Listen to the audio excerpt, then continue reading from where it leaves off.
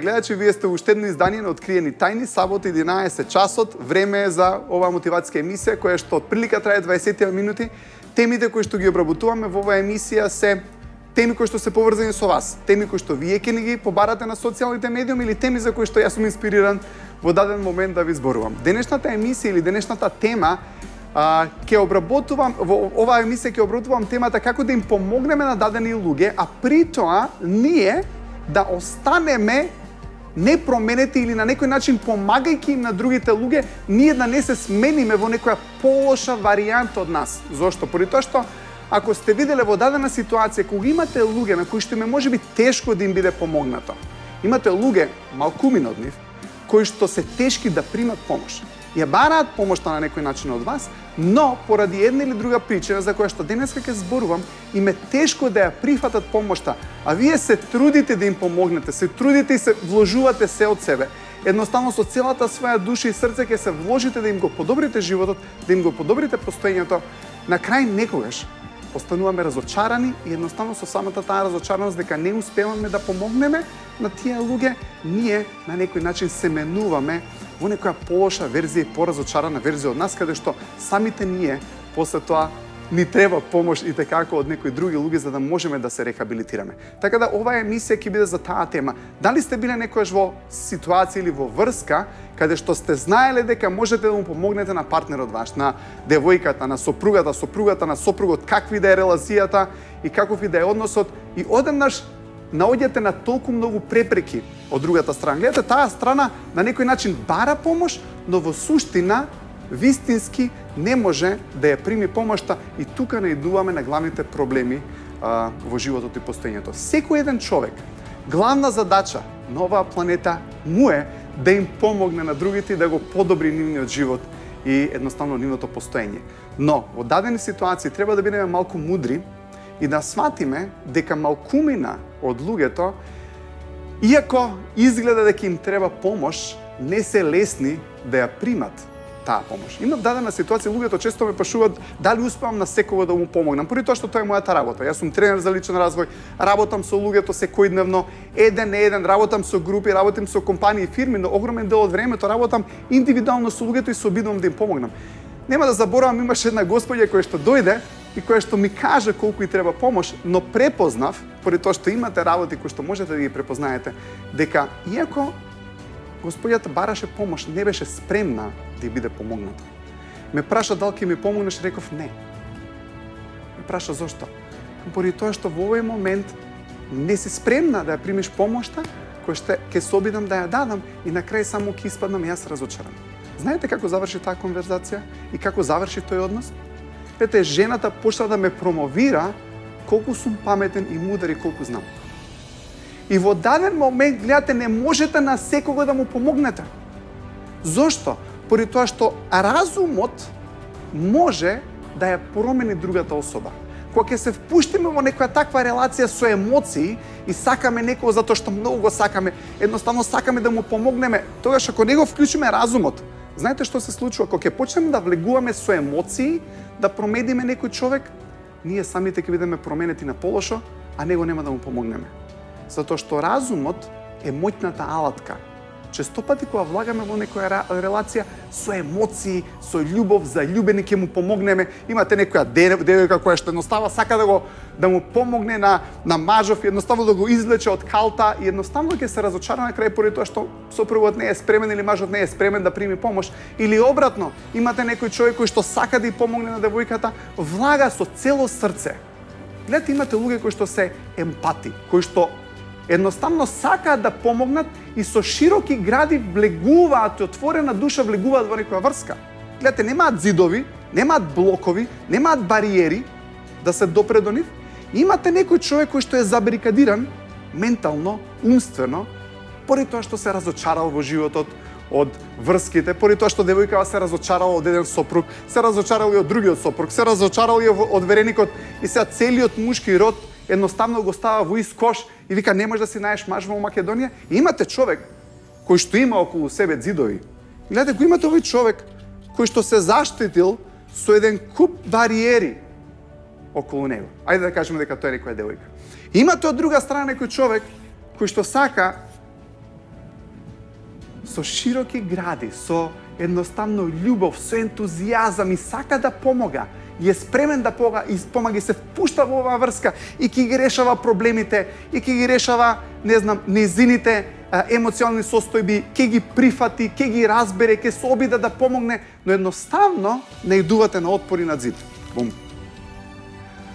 Океј, ама поради тоа што вие сте упорени, поради тоа што сакате да помагате, поради тоа што знаете дека сакате едноставно да и биде добро на личноста од другата страна, го рушите тој зид, набрзо доаѓате до другиот зид. Гледате, кога доаѓате до другиот зид, малку ви клатнува енергијата, малку ќе се разочарате, малку ќе се повлечете наназад и едноставно со сите сили ќе го скршите и тој зид, ама ќе не идете на уште еден зид. И знаете што обично се случува, како ги кршите овие зидови, на крај може би ќе дојдете до суштината на битието. Знаете, некојаш имате луѓе што имаат такви маски ставени околу нив. Знаете, обично ќе видите луѓе во кои што ќе речат јас сум јака жена, јас сум јак маж.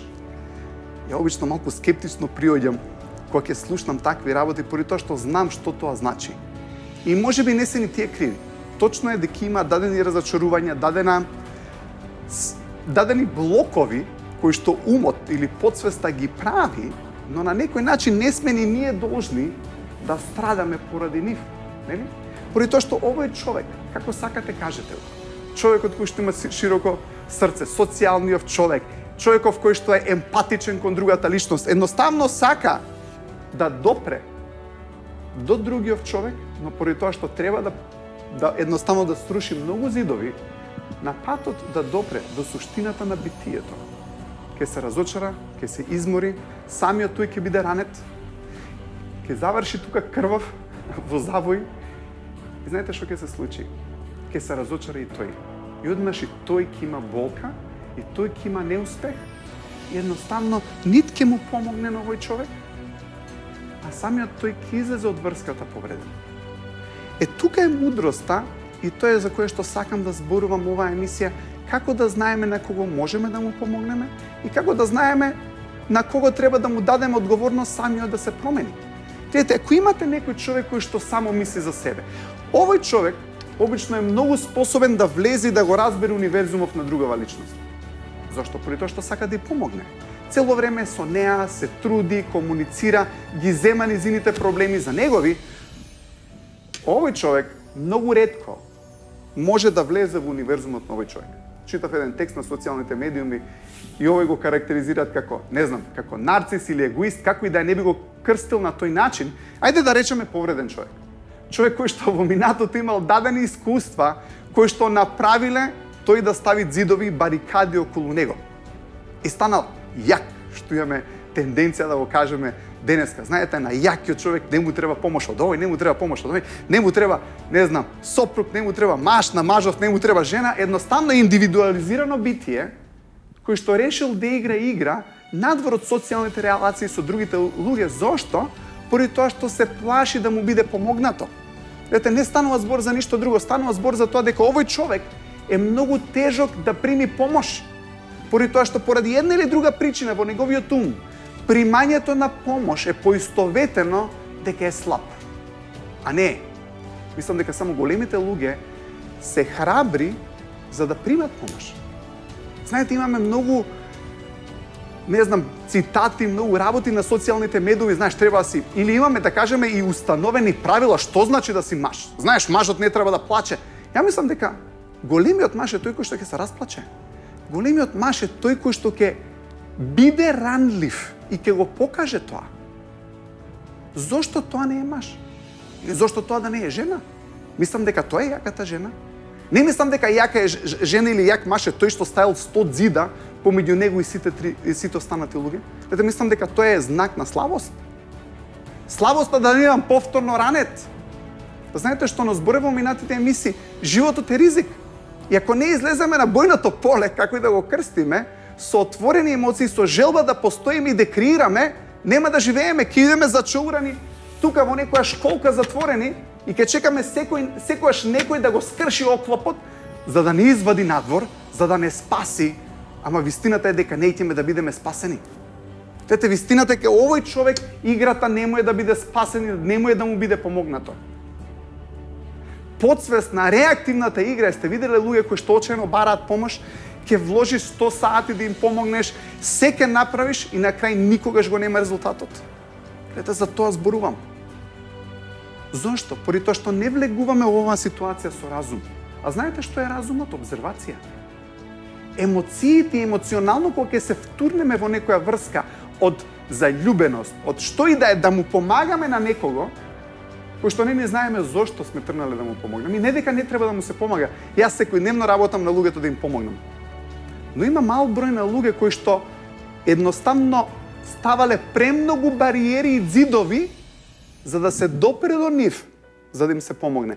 Прашањето е, дали при тоа вреди да страдаме, за да дојдеме до тука, и дали сме волни да преземеме одговорноста дека идејќи го овој пат, дефинитивно ние ќе се промениме на полошо.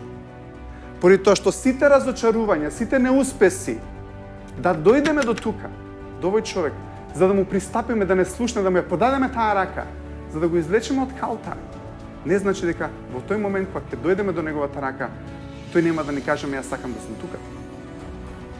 И тоа е прашањето.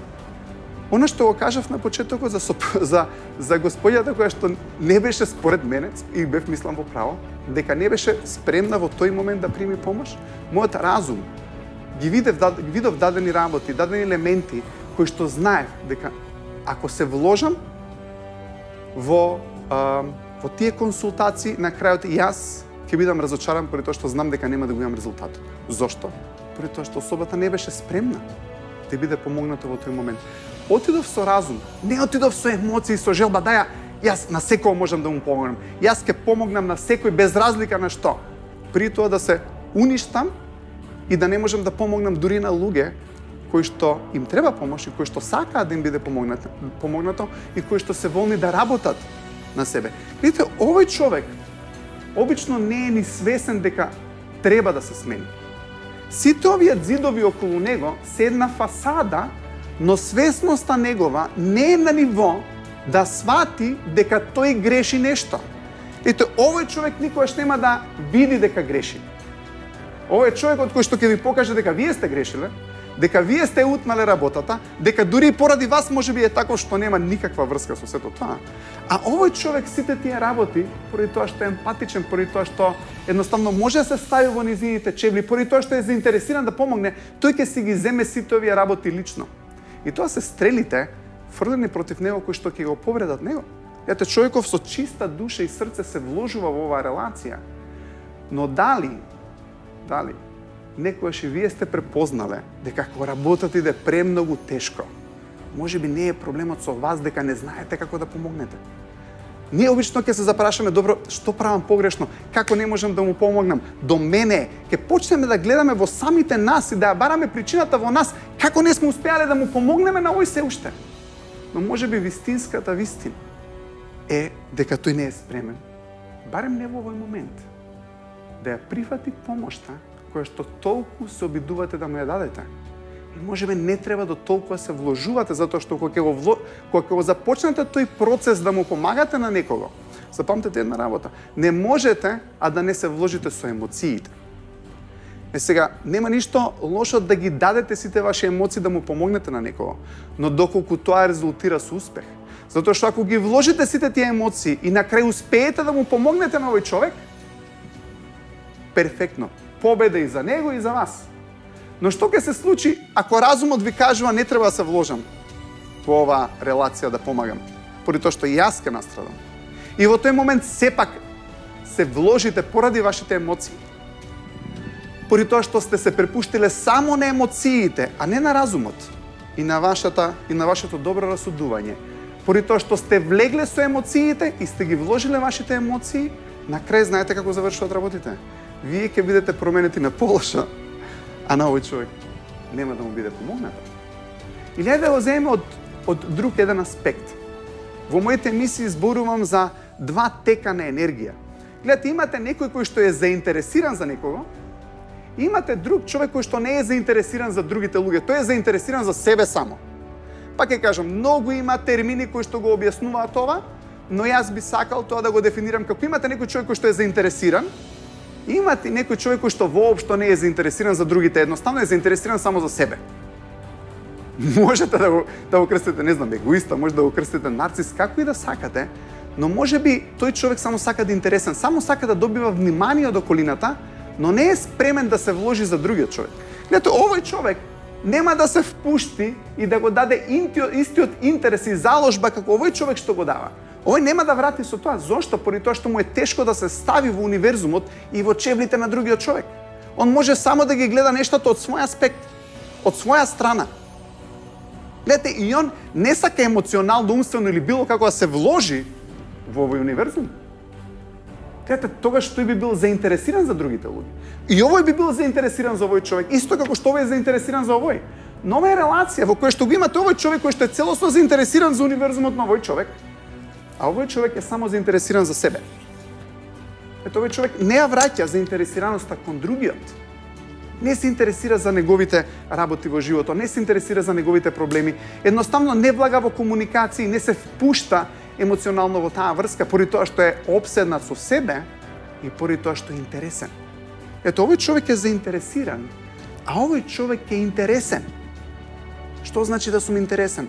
Значи дека сакам внимание само за мене и не сакам да бидам заинтересиран за другиот човек. Тоа се луѓе кои што ја проблеми ова, никогаш нема да те прашат како си ти, што правиш, како можам да ти помогнам, дали можам некако да допринесам за тебе. Секогаш сум ја најбитниот и никој друг не е поважен од мене. И тоа не мора така да звучи. Може да има едноставно човек кој што ќе дојде и само ви збори за проблеми негови. И тоа е интересен. Ете, поентата е како се заинтересираме за другите луѓе. Ако се заинтересираме за околината и сакаме да им помогнеме, супер. Ето, овој човек е во многу добра состојба во суштина. Овој човек е во одлична состојба. Обожавам вакви луѓе. Поради тоа што се даваат и се вложуваат за другите луѓе. Но исто така треба да препознаеме дека ако се вложиме, треба да имаме таков човек и тука. Доколку имаме човек кој што е само интересен, гледайте која ќе стане играта. Знаете, секојаш кога ќе се вложиме у нешто, сакаме да добиеме нешто. Гледате, сакате да го имате нештото на крај. Знаете што прават некојаш овие луѓе? Едноставно не ви го даваат крајниот резултат и добивката од енергијата која што сте ја вложиле. Едноставно се вложувате и поради тоа што не можете да помогнете на крај, поради тоа што не го имате тоа што сакате да го добиете како резултат, се фиксирате уште повеќе за тоа. Имаш еден пример, се малку ќе освртам на бизнис делот, поради тоа што соработувам и со компании, мислам дека ова е многу битен дел. И соработував со една компанија, имаше еден многу паметен директор, имаше еден вработен кој што имаше клиент кој што долго време должеше на компанијата дадена сума на пари. Еве го клиентот. Неговото внимание беше постојано фиксирано како да го наплати долгот од овој клиент. Секој ден бе тоа разговори по 1-2 сати, идење на кафе, разговарање колку ни требаат средствата, како средства треба се вратат на компанијата поради тоа што поминало долго време и така натаму. После пола година доаѓа неговиот претпоставен и му вика: "Те молам", еве го претпоставениот, многу паметен. И му вика: "Те молам, јави му се на клиентот и кажи му дека нашата фирма му ги опростува долговите." Човекот се зачуди. Како мислиш му ги опростуваме долговите? Вика: "Само те молам, јави му се и кажи му дека е окей и дека не мора да ни плати." Човеков се јавува, му кажува: "Окей, не морате да ни платите поради тоа што ви ги опростуваме долговите." Секако дека после 2 дена она што се случува, и самиот клиент сакаше да си ги врати долговите, поради тоа што така функционира универзумот. Се виделе кога премногу посегате по некого, тој почнува да бега. Повлечете се малку назад. Каде не морате секогаш во дадена ситуација, во секој момент, да ја вложите целата вашата енергија. Некогаш е помудро да се повлечеме, за да можеме да процениме и да си го вратиме разумот. Што се случи во конкретнава ситуација? Вработениот го праша својот шеф зошто е направил таа одлука. Зошто ми кажа да му ги опростиме долговите, иако во истиот момент после 2 дена беа вратени. Но го интересираше вработениот зошто го направил тоа. Знаете што му кажа паметниот шеф? Вика, додека ти 6 месеци се трудиш да наплатиш од овој човек, околу тебе помина огромен број на прилики и други клиенти со кои што доколку работеше и покаже интерес за нив, ќе можеше да направиш 5 пати повеќе приход отколку парите кои што овој индивидуа ни ги должиш. Што ви кажу ова? Кога во даден момент ќе го фиксираме нашето внимание само на една точка, само да му помогнеме на овој, затоа што ние мислиме дека тој е жртвата. Гледате, ние мислиме дека тој е жртвата, можеби тука е грешката. Ние мислиме дека тој е жртвата на која што треба да му помогнеме, но можеби ние стануваме жртва во процесот, помагајќи на таков тип на жртва.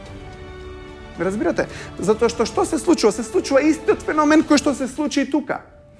Фиксирајќи се само на овој човек да го наплати долгот, пола година поминуваат клиенти покрај него, поради тоа што целото внимание му е абсорбирано од оваа индивидуа, тој не гледа дека има шанси покрај него, кои што можда многу лесно да почнат да соработуваат со компанијата и да направат приход кој што е 5 пати поголем од долгот. Исто и со овој човек. Околу ги занемаруваме еден куп на луѓе кои што ја бараат помошта и на кои што можеме да им помогнеме секојдневно на секој начин. Гледате, мислам дека тоа е мудроста и тоа е одговорноста. Одговорноста во овој случај би била како ја би одиграл. Се трудам да помогнам, но гледам дека не можам. Може би има дадени работи кои што во твојот универзум можеш само ти да ги средиш. Дадени работи кои што бараат работа од тебе. Знаете, и многу се деликатни релациите во фамилијата каде што таткото сака на синот да помогне, сопругата на мажот и така натаму. Многу е подобро тие проблеми да се делегира, да се ставаат на некои професионални односи. Може да се повика човек кој што може да работи со нив и кој што може многу полесно да им помогне. Знаете, поради тоа што некогаш имаме испреплетени работи кои што не успеваме најдобро да им помогнеме некогаш на најблиските, некогаш други луѓе можат многу подобро да им помогнат на нашите блиски од што можеме самите ние тоа да го направиме. Но на што сакам да го дам како поента во оваа емисија е убаво е да се помага, затоа живееме, затоа постоиме. Мислам дека јаките луѓе бараат помош. Затоа што мислам дека јакиот, мудриот човек знае дека не може да обстане сам. Овие индивидуи, поради дадена причина, поради дадени работи кои што им се случиле, многу пред ние да се појавиме во нивниот живот, поставиле зидови и бариери и препреки за да може да се допре до нив и за да може да ја прифатат помошта.